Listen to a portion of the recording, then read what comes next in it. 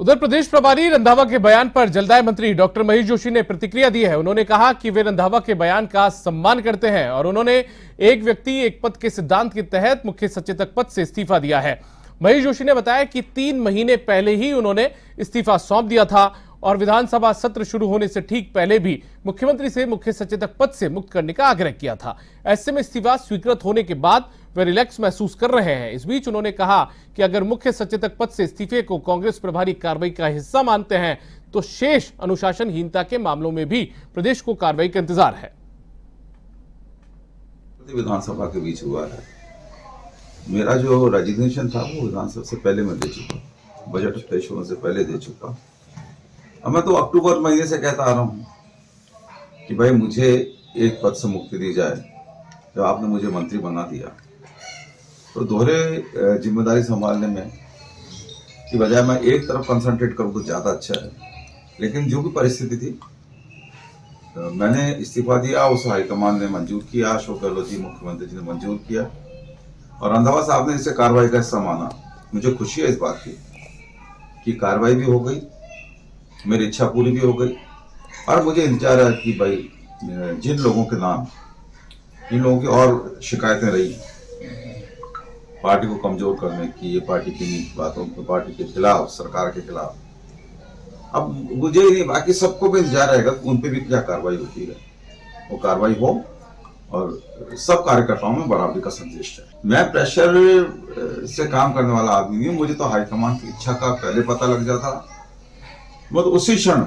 मुझे अगर हाईकमान की इच्छा का यही पता लग जाए कि मेरे से इससे आगे भी कोई कुछ और चाहते, हाईकमान चाहता है, मुझे उनके आदेश की पालना करने में खुशी होगी।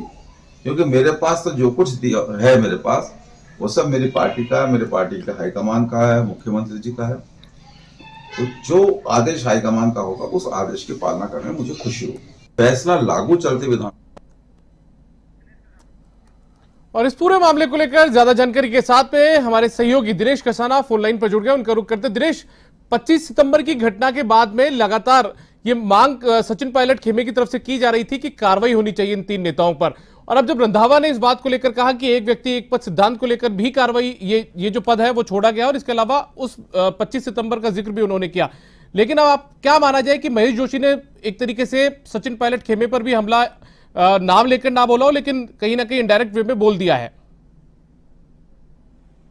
देखिए दीपक, ये 25 सितंबर का जो मुद्दा है उसको फिर से कांग्रेस हाईकमान ने हवा दे दी है। एक तरह से कांग्रेस हाईकमान के प्रतिनिधि के तौर पर यहाँ पर प्रदेश कांग्रेस प्रभारी सुखजिंदर सिंह रंधावा माने जाते हैं और ऐसे में सुखजिंदर सिंह रंधावा की ओर से आज ये स्टेटमेंट दिया गया कि कल जब मुख्यमंत्री अशोक गहलोत ने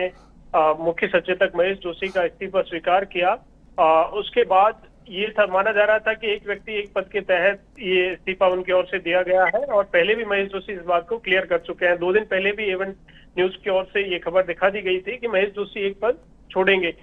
लेकिन आज जब सुखजिंदर सिंह रंधावा का ये स्टेटमेंट आया कि ये 25 सितंबर की घटना का ही परिणाम है और उसी के तहत ये कार्रवाई की गई है, उनसे एक पद लिया गया है, तो उसके बाद 25 सितंबर की जो घटना है उसको पूरी तौर से हवा हाईकमान की ओर से दी गई है और उसके बाद सियासी जो सरगर्मी है वो और तेज हो गई है। उसके जब प्रदेश प्रभारी का बयान आया तो महेश जोशी जो जलदाय मंत्री हैं उनकी ओर से भी प्रेस कॉन्फ्रेंस की गई। उन्होंने भी मीडिया को ये स्टेटमेंट दिया कि अगर ऐसा है, मैंने एक व्यक्ति एक पद के तहत ये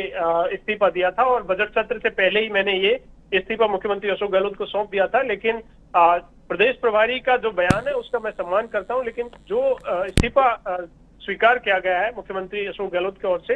वो इस्तीफा मैंने एक व्यक्ति एक पद के तहत दिया, लेकिन हाईकमान प्रदेश प्रभारी रंधावा की ओर से जो स्टेटमेंट दिया गया है, अगर ऐसा है कि 25 सितंबर की घटना को लेकर जो कार्रवाई की गई है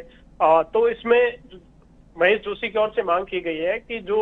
और भी पार्टी में नेता हैं जिनकी ओर से अनुशासनहीनता की गई है उनका भी इंतजार रहेगा। तो एक तरह से उन्होंने मांग की है कि दूसरे खेमे जो सचिन पायलट खेमा है उस खेमे के नेताओं ने भी अनुशासनहीनता की है, उन पर भी कार्रवाई होनी चाहिए। हालांकि 25 सितंबर की घटना में 2 नेता और हैं, महेश जोशी के साथ 2 लोगों को और नोटिस दिया गया था, जिसमें यूडीएच मंत्री शांति धारीवाल भी हैं, संसदीय कार्य मंत्री भी हैं और आरटीडीसी के चेयरमैन है धर्मेंद्र राठौड़। इन तीनों नेताओं को नोटिस दिए गए थे और उन नोटिस के बाद लगातार सचिन पायलट गुट की ओर से मांग की जा रही थी कि अनुशासनहीनता जो कांग्रेस हाईकमान से सीधे चुनौती दी गई है, विधायक दल की अलग से पैरेलल मीटिंग की गई है और जो रिपोर्ट सौंपी गई थी अजय माकन जो तत्कालीन प्रदेश प्रभारी थे उनकी ओर से, या राष्ट्रीय अध्यक्ष बन गए हैं मल्लिकार्जुन खड़गे, और दोनों ने जो रिपोर्ट सौंपी थी उस रिपोर्ट के आधार पर इंतजार अभी तक किया जा रहा है कि इस पर कार्रवाई होगी। लेकिन आज रंधावा ने ये कहा है कि ये जो कार्रवाई हुई है वो उसी के तहत हुई है और आगे भी ये कार्रवाई जारी रहेगी। तो इंतजार इस बात का है कि दो नेता जो है, शांति धारीवाल भी है और धर्मेंद्र राठौड़ भी है, दोनों पर भी क्या कार्रवाई होगी, इस बात को हवा दे दी है रंधावा के बयान ने। और इसके अलावा महेश जोशी के पास जो मंत्री पद है, क्या उस पर भी कोई कार्रवाई होगी। तो इस तरह से ये जो सियासी मुद्दा है वो फिर से 25 सितंबर का छिड़ गया है। क्या कांग्रेस हाईकमान तीनों नेताओं पर कार्रवाई करेगा, और अगर कार्रवाई करता है तो तीनों नेताओं की ओर से जो महेश जोशी ने आज जो स्टेटमेंट दिया है कि अगर ऐसा है उसी के संबंध में कार्रवाई की गई है, तो दूसरे नेताओं ने जो अनुशासनहीनता की गई है उन पर भी कार्रवाई का इंतजार रहेगा। तो दोनों गुट फिर से आमने सामने इस मुद्दे को लेकर हो सकते हैं और सीधे तौर पर कांग्रेस हाईकमान ने इस मुद्दे को दबाने की, हालांकि एक व्यक्ति एक पद के तहत ये इस्तीफा महेश जोशी ने दिया था, लेकिन इस मुद्दे को फिर से हवा दी गई है और ये कांग्रेस पार्टी के लिए नुकसानदायक ये मुद्दा पूरी तरह से रहेगा। लगातार चूंकि चुनाव ही नजदीक आ रहे हैं, विधानसभा चुनाव और बजट मुख्यमंत्री अशोक गहलोत ने पेश किया है और बजट का प्रचार लगातार सरकार और संगठन की ओर से किया जा रहा है। और इसी बीच इस तरह से ये कार्रवाई और कार्रवाई के बाद जो एक हाईकमान के प्रतिनिधि के तौर पर रंधावा ने जो स्टेटमेंट दिया है वो निश्चित तौर पर कांग्रेस पार्टी को नुकसान पहुंचाने वाला होगा और आगामी समय में कांग्रेस की अंदरूनी राजनीति में खींचतान को और बढ़ाएगा। चलिए दिनेश, बहुत बहुत शुक्रिया इस तमाम जानकारी के लिए। तो जैसा हमारे संवाददाता दिनेश बता रहे थे कि आने वाले दिनों में कांग्रेस की अंदरूनी राजनीति को नुकसान कहीं ना कहीं इस पूरे मामले को लेकर हो सकता है, क्योंकि जिस तरीके से ये वापस एक जो मामला है वो वापस से सुर्खियों में आना शुरू हुआ है, वापस से तेजी से आगे आने लगा है।